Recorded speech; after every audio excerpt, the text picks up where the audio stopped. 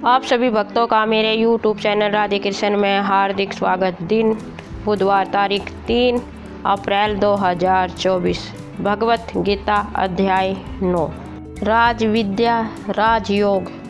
श्री भगवान ने कहा, हे अर्जुन, अब मैं तुझे ईर्ष्या न करने वाले के लिए इस परम गोपनीय ज्ञान को अनुभव सहित कहता हूँ, जिसको जानकर तू इस दुख रूपी संसार से मुक्त हो सकेगा।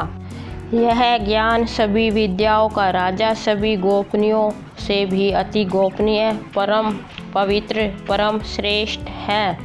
यह ज्ञान धर्म के अनुसार सुख पूर्वक कर्तव्य कर्म के द्वारा अविनाशी परमात्मा का प्रत्यक्ष अनुभव कराने वाला है।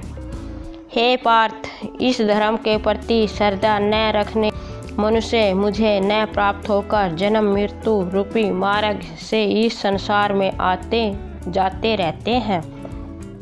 मेरे कारण ही यह संसार सारा दिखाई देता है और मैं ही इस संपूर्ण जगत में अदृश्य शक्ति रूप में सभी जगह स्थित हूँ। सभी प्राणी मुझ में ही स्थित हैं, परंतु मैं उनमें स्थित नहीं हूँ। हे अर्जुन, यह मेरी ऐश्वर्य पूर्ण योग शक्ति को देख।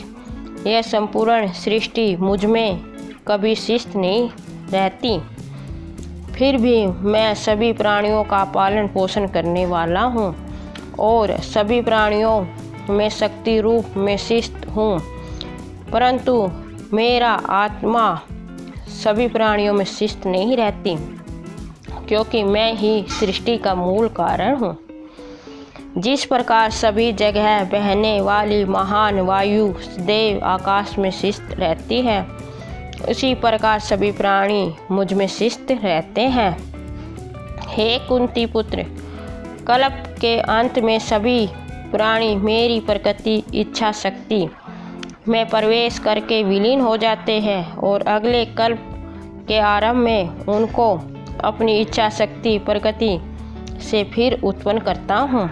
84 लाख योनियों में सभी प्राणी अपनी इच्छा शक्ति प्रकृति के कारण बार बार मेरी इच्छा शक्ति से विलीन और उत्पन्न होते रहते हैं। यह सभी पूर्ण रूप से स्वतः ही मेरी इच्छा शक्ति प्रकृति के अधीन होते हैं। हे धनंजय, यह सभी कर्म मुझे बांध नहीं पाते, क्योंकि मैं इन कार्यों में बिना किसी फल की इच्छा से उदासीन भाव में स्थित रहता हूँ। हे कुंती पुत्र, मेरी अध्यक्षता पूर्ण अधीनता मैं मेरी भौतिक प्रगति अपरा शक्ति सभी चर चलायमान तथा अचर स्थिर जीव उत्पन्न और विनिष्ट करती रहती है। इसी कारण यह संसार परिवर्तनशील है। मूर्ख मनुष्य मुझे अपने ही समान निकृष्ट शरीर आधार भौतिक पदार्थ से निर्मित जन्म मृत्यु को प्राप्त होने वाला समझते हैं, इसलिए वे सभी जीवात्माओं का परम ईश्वर वाले मेरे स्वभाव को नहीं समझ पाते।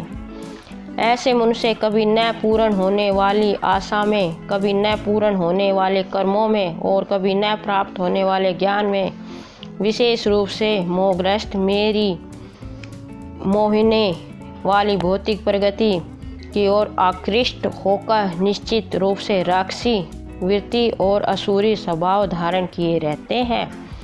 हे पार्थ, मोह से मुक्त हुए महापुरुष देवीय स्वभाव को धारण करके मेरी शरण ग्रहण करते हैं और मुझको सभी जीवात्माओं का उद्यम जानकर अन्य भाव से मुझे अविनाशी का स्मरण करते हैं।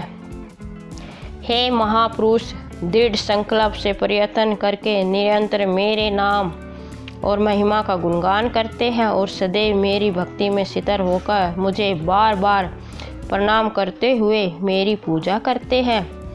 कुछ मनुष्य ज्ञान के अनुशील द्वारा यज्ञ करके, कुछ मनुष्य मुझे एक ही तत्व जानकर, कुछ मनुष्य अलग अलग तत्व जानकर अनेक विधियों से निश्चित रूप से मेरे विश्व स्वरूप की पूजा करते हैं। हे अर्जुन, मैं ही वैदिक कर्मकांड को करने वाला हूँ, मैं ही यज्ञ हूँ, मैं ही पितरों को दिए जाने वाला दर्पण हूँ, और मैं ही जड़ी बूटी रूप में औषधि हूँ, और मैं ही मंत्र हूँ, और मैं ही घृत हूँ, मैं ही अग्नि हूँ, और मैं ही हवन में दी जाने वाली आहुति हूँ। इस संपूर्ण ब्रह्मांड का मैं ही पालन करने वाला पिता हूँ, मैं ही उत्पन्न करने वाली माता हूँ, मैं ही मूल स्रोत दादा हूँ, और मैं ही इसे धारण करने वाला हूँ। मैं ही पवित्र करने वाला ओमकार शब्द से जानने योग्य हूँ। मैं ही ऋग्वेद संपूर्ण प्रार्थना, सामवेद समतत्व भाव और यजुर्वेद यजन की विधि हूँ। मैं ही सभी प्राप्त होने वाला परम लक्ष्य हूँ। मैं ही सभी का भरण पोषण करने वाला हूँ। मैं ही सभी का स्वामी हूँ। मैं ही सभी के अच्छे बुरे कर्मों को देखने वाला हूँ।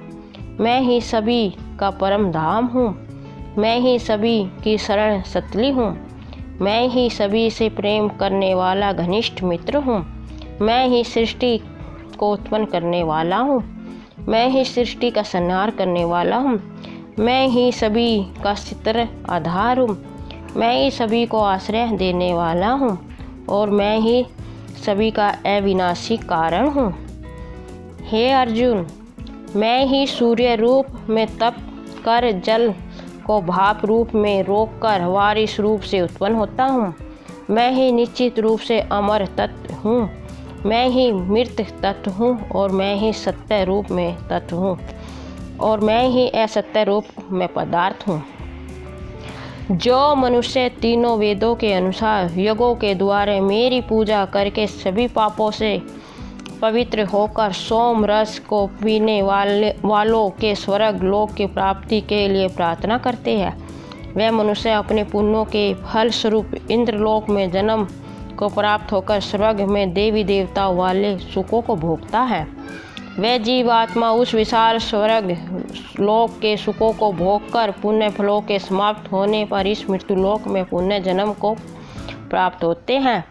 इस प्रकार तीनों वेदों के सिद्धांतों का पालन करके सांसारिक सुख की कामना वाले सकाम कर्मी मनुष्य बार बार जन्म और मृत्यु को प्राप्त होते रहते हैं।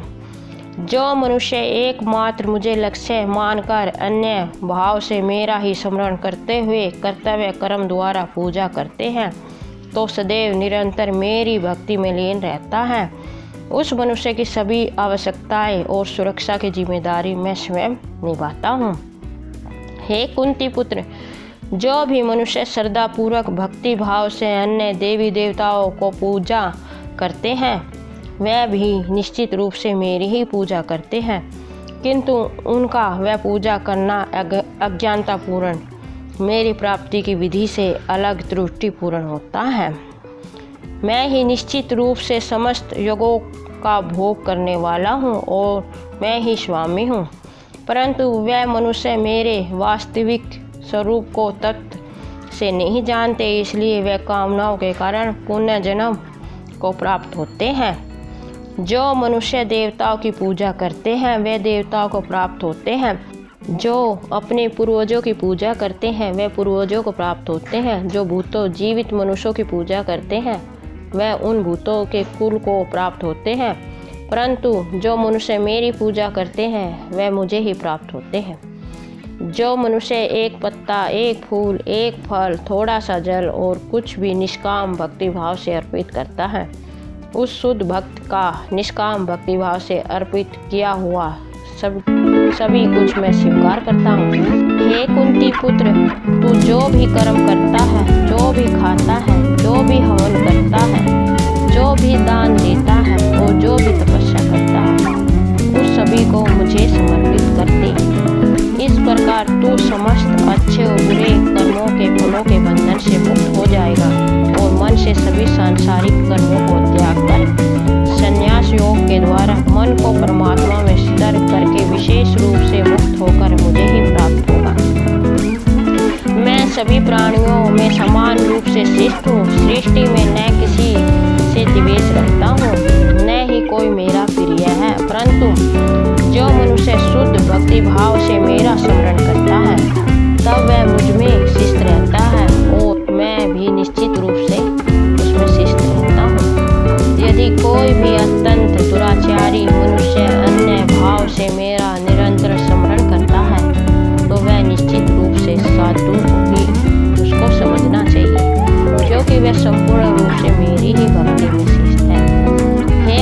शीघ्र ही मन से शुद्ध होकर धर्म का आचरण करता हुआ चित्त स्थायी परम शांति को प्राप्त होता है।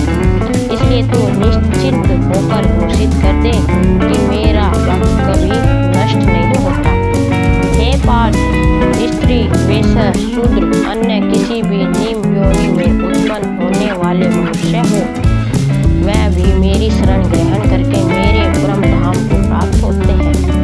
तो फिर पुण्य आत्मा, ब्राह्मणों, भक्तों और राज ऋषि, क्षत्रिय का तो कहना ही क्या। इसलिए तू क्षण में नष्ट होने वाले दुख से भरे हुए इस जीवन में निरंतर मेरा ही स्मरण कर। हे अर्जुन, तू मुझ में ही मन को स्थिर कर मेरा ही भक्त बन, मेरी ही पूजा कर और मुझे ही प्रणाम कर। इस प्रकार अपने मन को मुझ परमात्मा में पूर्ण रूप से स्थिर करके मेरी शरण होकर तू निश्चित रूप से मुझे ही प्राप्त होगा। इस प्रकार उपनिषद, ब्रह्म विद्या, योग शास्त्र रूप श्रीमद् भगवत गीता के श्री कृष्ण अर्जुन संवाद में